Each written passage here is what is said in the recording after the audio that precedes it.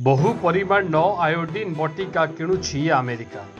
एकाथरके 2389 कोटी टंकार iodine बटिका किणिछि America. इतिहास रे प्रथम थर पई एते टंकार आयोडीन बटिका किणिछि अमेरिका। एठी प्रश्न उठुछि एते मात्रा रे आयोडीन बटिका कोन पई अमेरिका किणुछि। कोन एहा पछरे रहिछि कि पुतिन का धमक। आउ एहार उत्तर मध्य हां रहिछि। रूस राष्ट्रपति व्लादिमीर पुतिन का धमक पर तृतीय विश्वयुद्धर डर और परमाणु आक्रमणर भय एबे एते परिमाण आयोडीन बटिका किणुछि अमेरिका। केवल अमेरिका नुह यूरोपर अनेक देश मध्य आयोडीन ठूल करिबारे लागिले। अमेरिका भली पोलैंड, ब्रिटेन और यूरोपियन यूनियन अनेक देश आयोडीन बटिका किनिबारे लागिछथि। पोलैंडर 16 प्रदेश रे आयोडीन वितरण केन्द्र मध्य प्रतिष्ठा होइछि।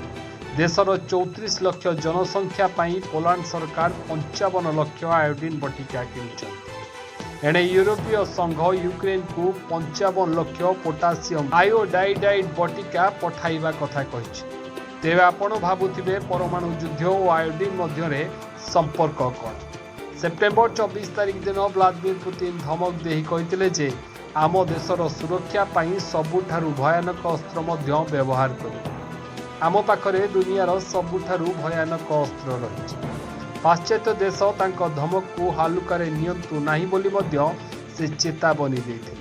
पुतिन का सबुठारु भयानक अस्त्र द्वारा विध्वंस सृष्टिर धमकर अर्थ भावे परमाणु युद्ध को निया जाउछि।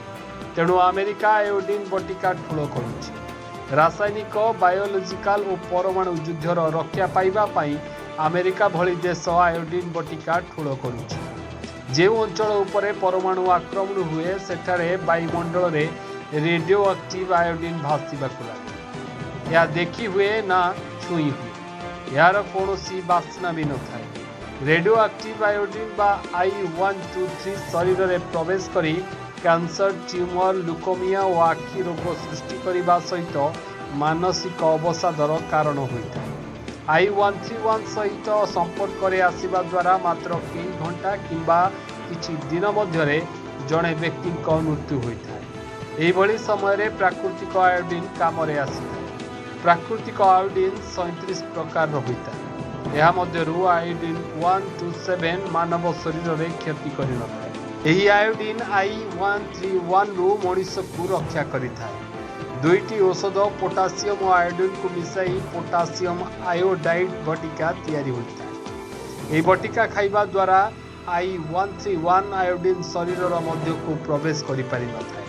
तेणु अमेरिका भली देश निज नागरिकों पई पोटासियम आयोडाइड औषध किणी स्टॉक रखुछन्ति। ब्यूरो रिपोर्ट, सवेरा ओडिशा।